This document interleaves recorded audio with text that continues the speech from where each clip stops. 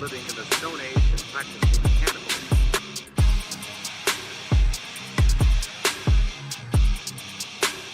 And practicing cannibalism.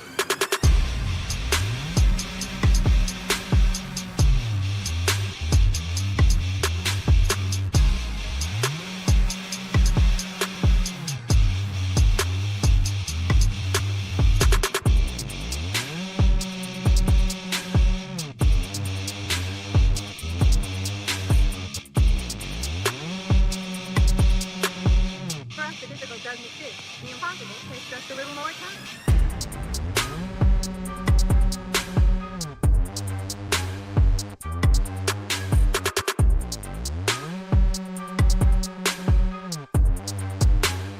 Pretty powerful stuff.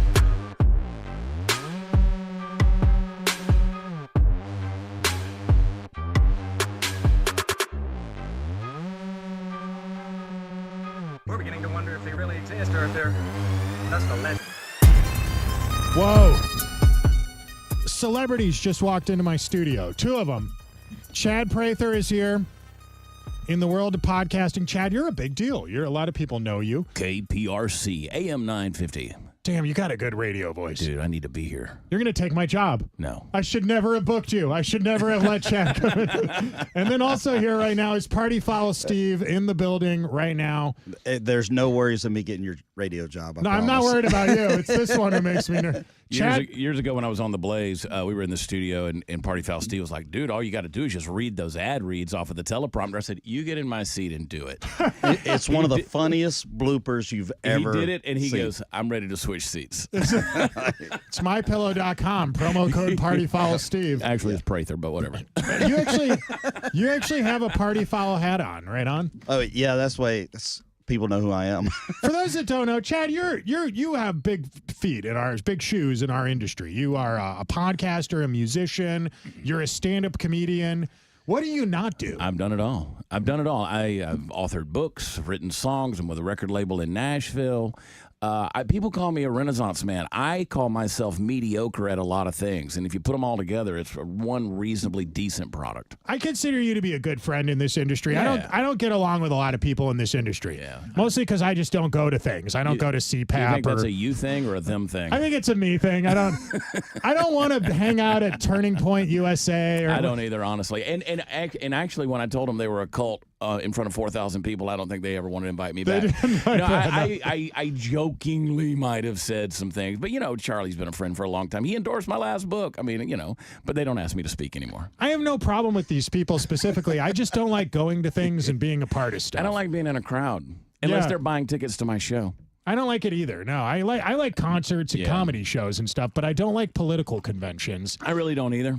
And I'm not going to say on this program why I don't, because I have some pretty expressive ways of describing it. But it's just it's a weird little incestuous entangled thing, and I wish we could break out of that.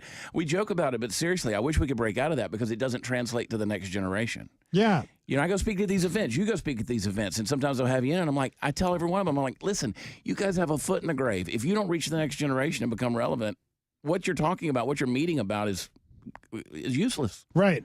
You have a lot of talents. Music, comedy, podcasting, all that stuff.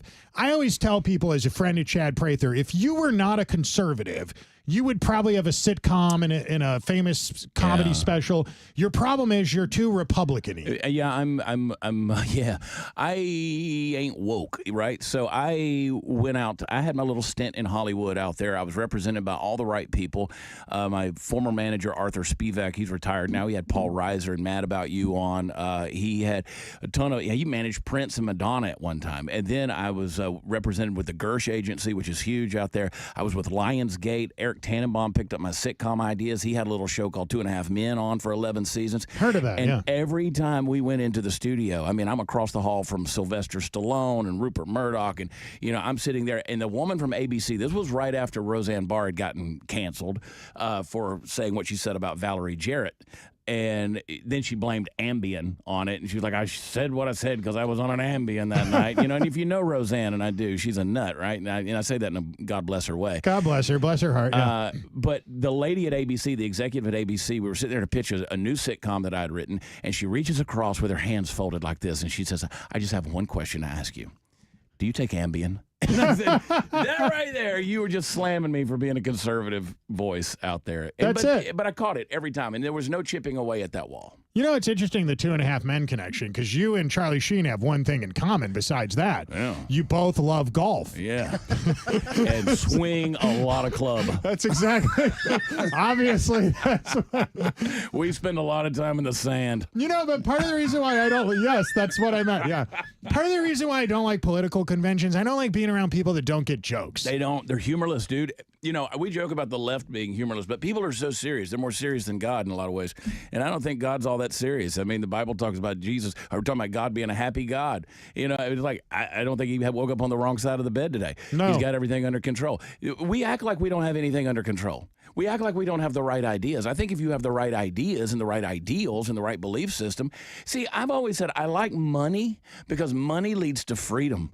And freedom, if you got finances, you can have freedom, and freedom leads to fun. If we're capitalists, free market economists, if we believe in a limited government, and we truly believe in freedom, you ought to be the most fun people on the planet. Amen to that. It's in the first chapter of Milton Friedman's Capitalism and Freedom. He explains in the first chapter of the book, the reason why democratic socialism can never, ever work is because if you don't have monetary freedom, you can't pool your money and fuel a political movement. Yeah, another thing Milton Friedman said, and I'm paraphrasing, of course, is he said that you can have an open border or you can have a welfare state. You can't have both. That's it. And we've tried to have both, and now we see what's going on. For instance, these LA riots and everything that's popping off in other big cities around the country. It's only going to get worse over the next week.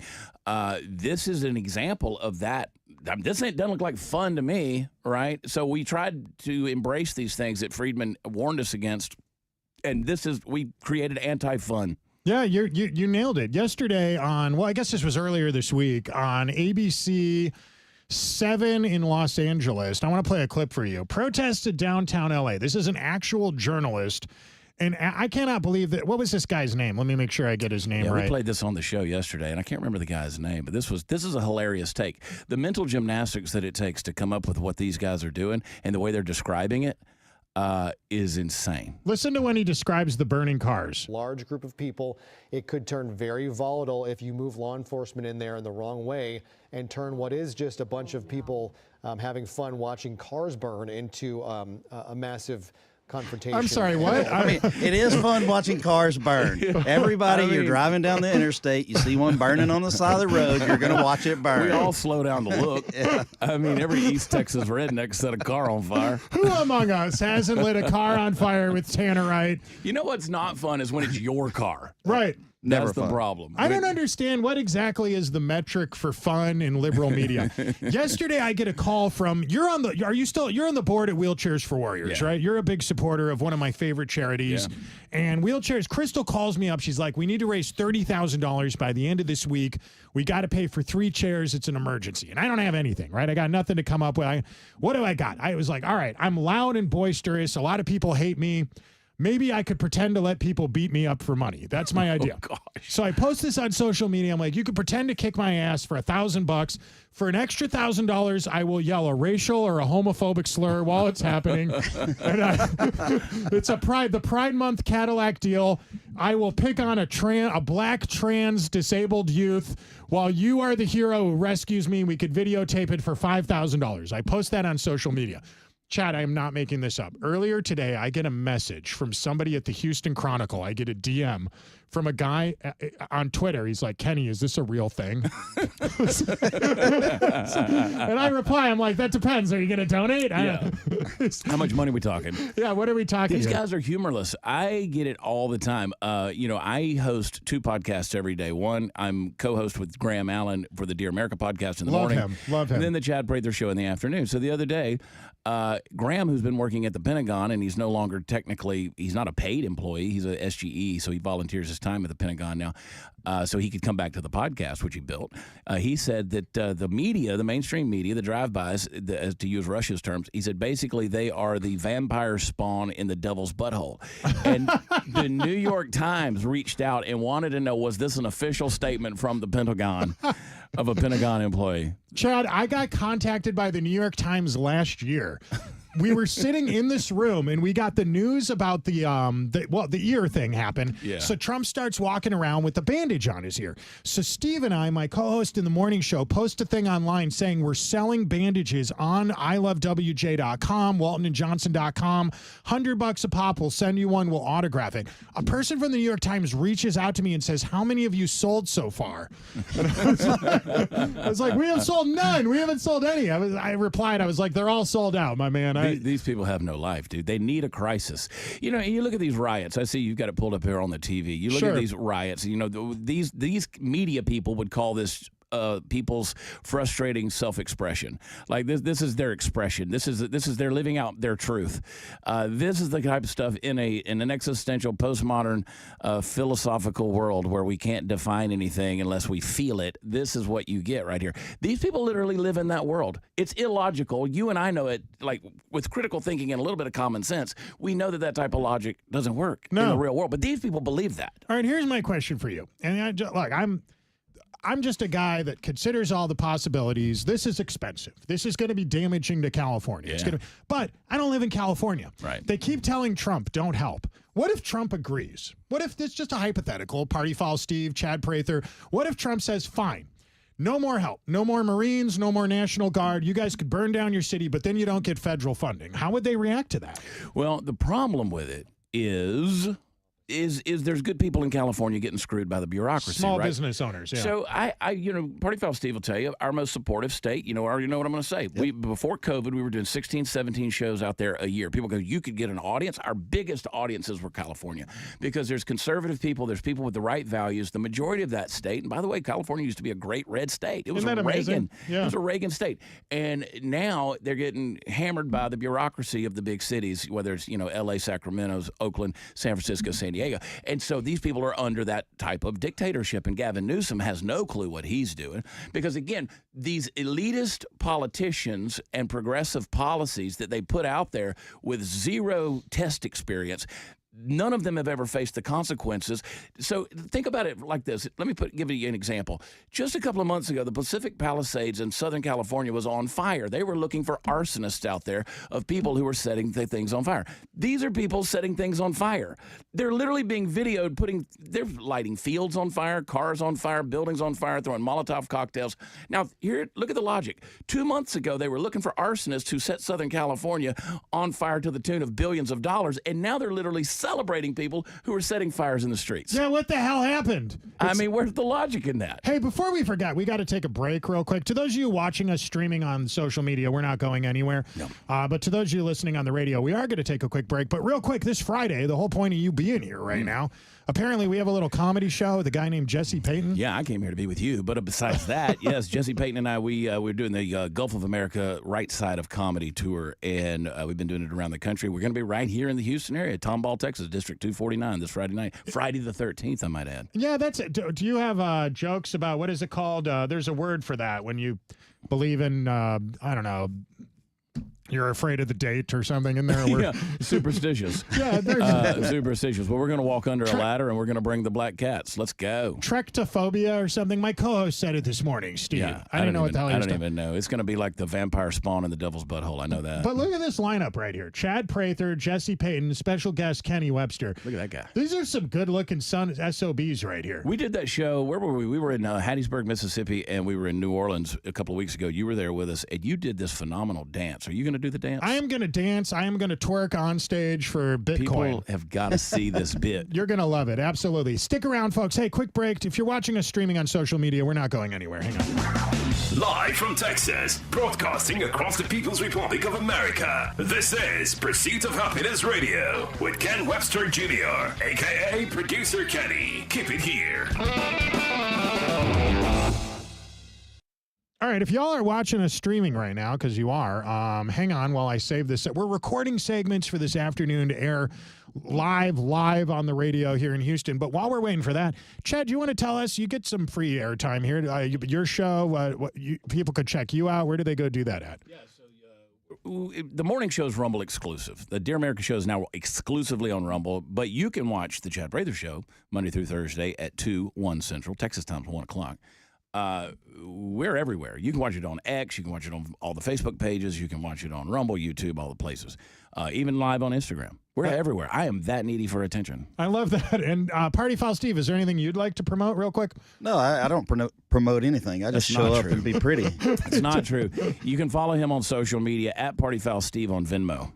And don't you guys have like a supplement? If he takes enough of the supplements, he'll look like you or something. Well, ish. Yeah. Make Wellness. It's transformed my life. People get mad at me because of Make Wellness. They're bioactive precision peptides. They're oral peptides. I spent years sticking needles in my belly trying to heal and take these peptides with this, science. But now this stuff, dude, I got off of blood pressure medicine. I got off of anxiety medicine. I got off of cocaine. I got off of Adderall. I got off of all the stuff, dude. And I literally find myself going and buying cases of water. And if anybody knows me, I don't drink water. Wow, water. That's a true statement right there. True. He went from drinking, 8 Diet Cokes a day to water. He has one every week or two. Water. I'm glad you brought that up. Hang on. I want you to explain that again on the air. If you're watching us on social media, hang on. We're going back on the radio. Hold on. Yeah.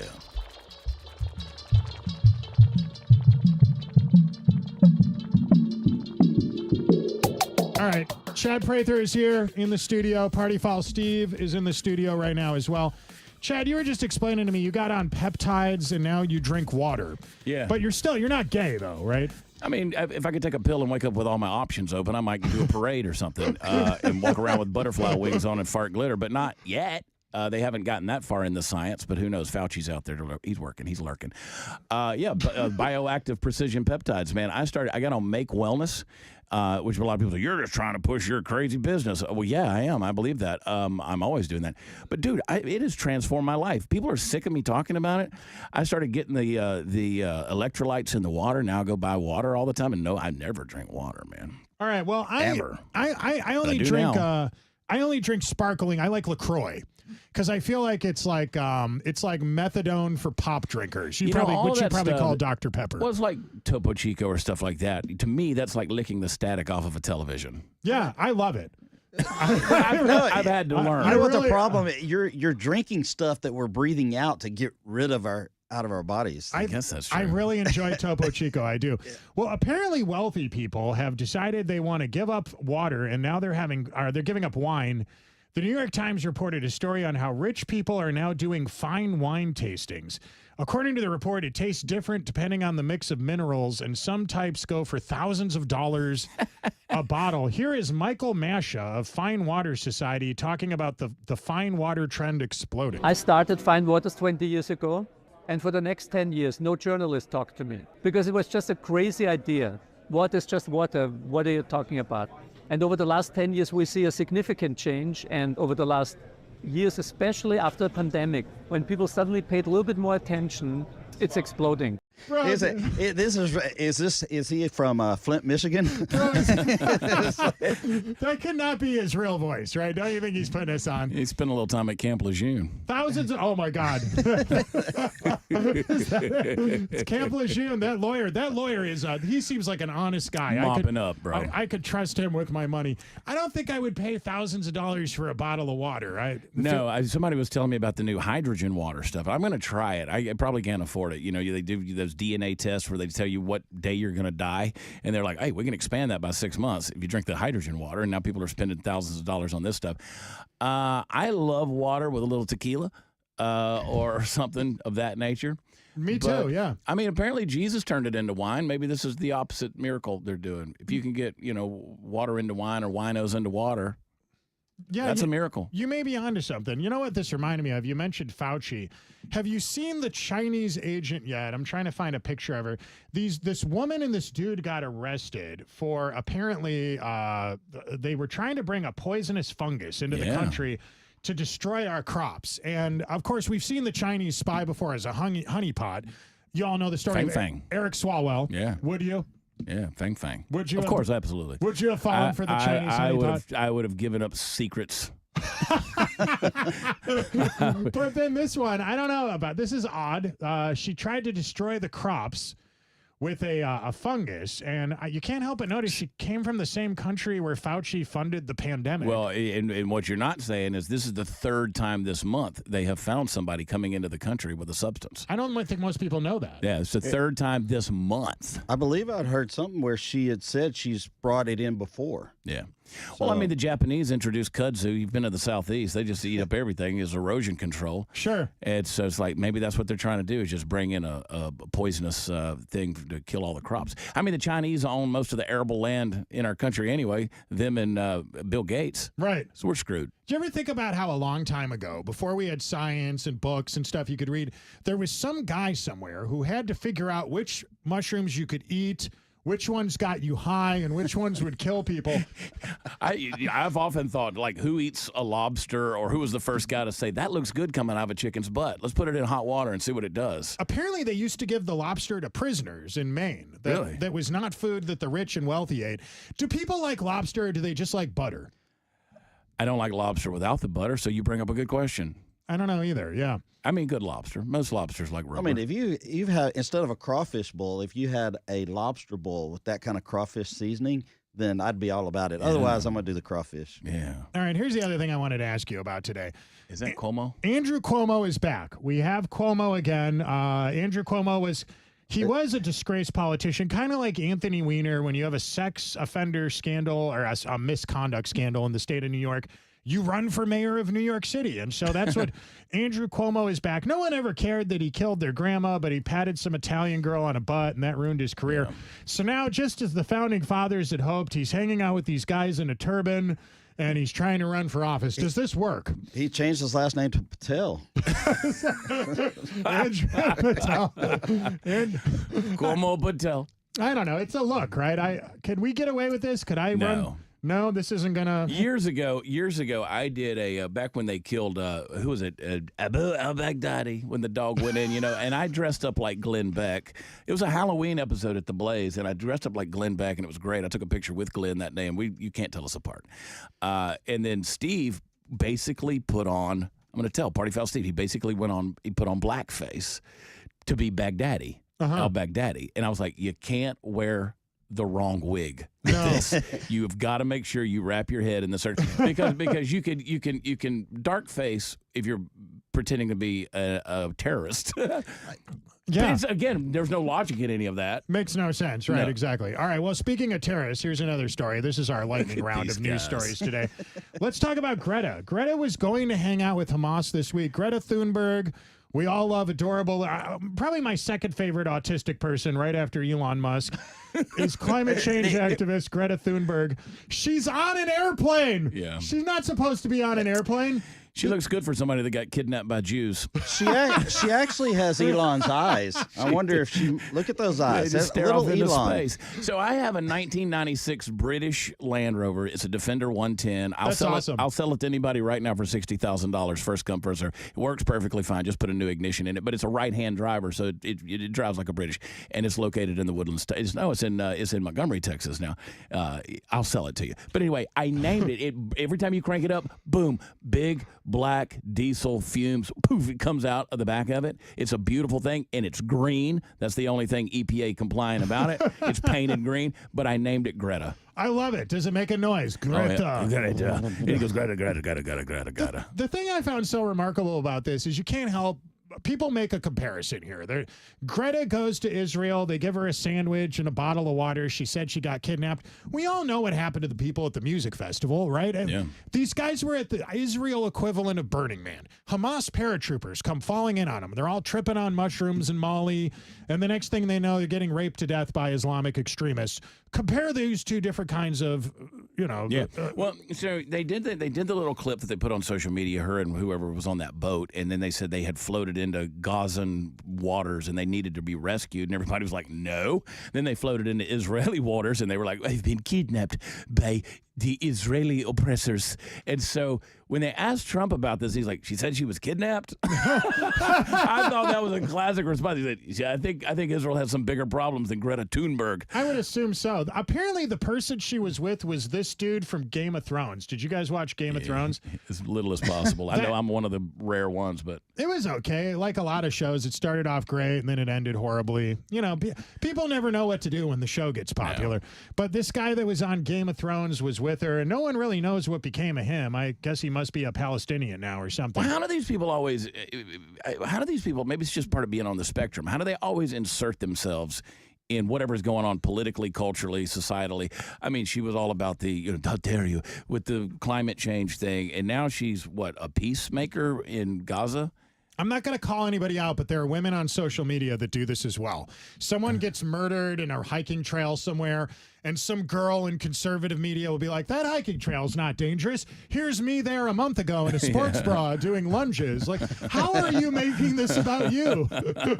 People do. They let their egos get away with them. But I don't know. Like, I've never put a lot of thought into to the motivation behind Greta Thunberg. Obviously, she is a pawn in somebody's political and financial system that they keep putting her out there because, like the David Hoggs of the world and whoever else, they get attention.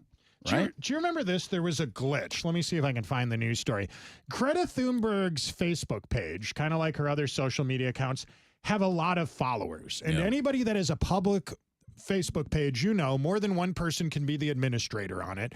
And so Greta's page had a glitch one day where normally the people that post on the page could see who made the post, but average people can't tell who's making the posts unless you're an administrator. There was a glitch one day that Meta had where you could see who was making the posts. And all of the posts on Greta's page were either made by her father or by some guy that worked at the United Nations. And that was when the cat was out of the bag.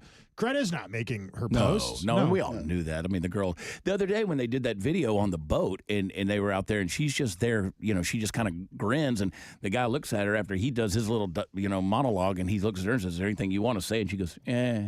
I mean, that was her, being an eloquent, a perfect poster child. That's it. Yeah, adorable, right? Hey, this Friday night, District 249, Chad Prather headlining Right Side of Comedy, Gulf of America Tour, feature comic Jesse Payton, special guest MC Kenny Webster. I've heard he's pretty funny. Yeah, buddy.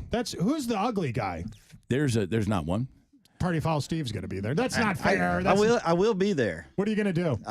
I'll be out with the crowd. You're going to be out with Steve mingles. I mingle. Steve used to do stuff, but now he just mingles. The show will sell out.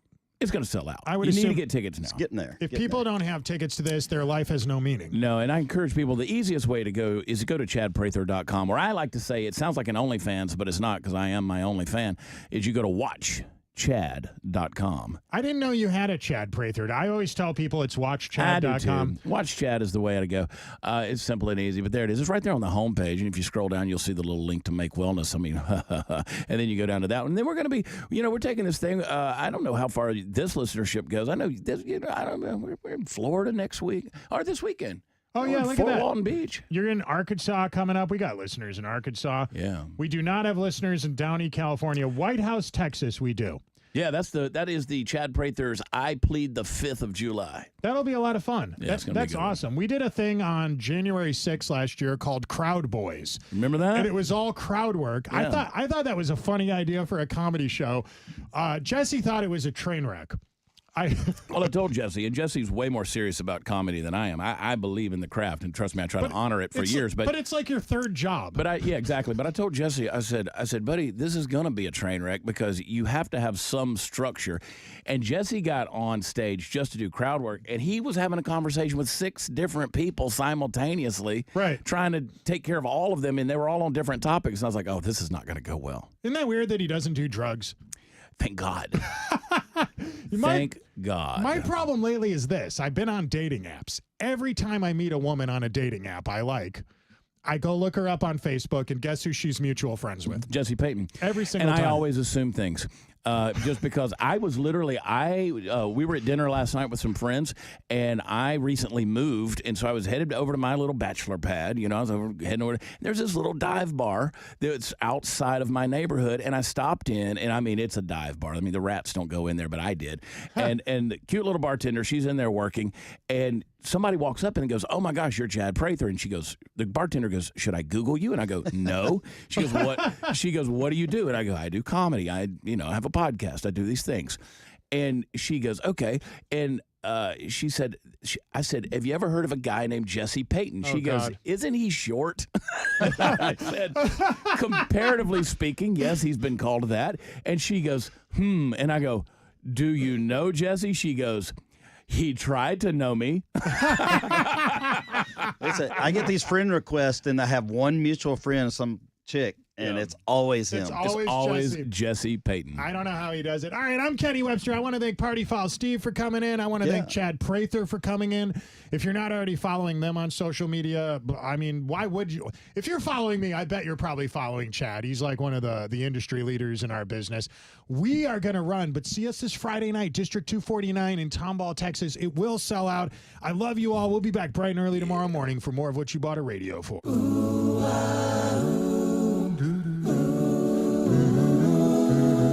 You are listening to the Pursuit of Happiness Radio. Tell the government to kiss your ass when you listen to this show.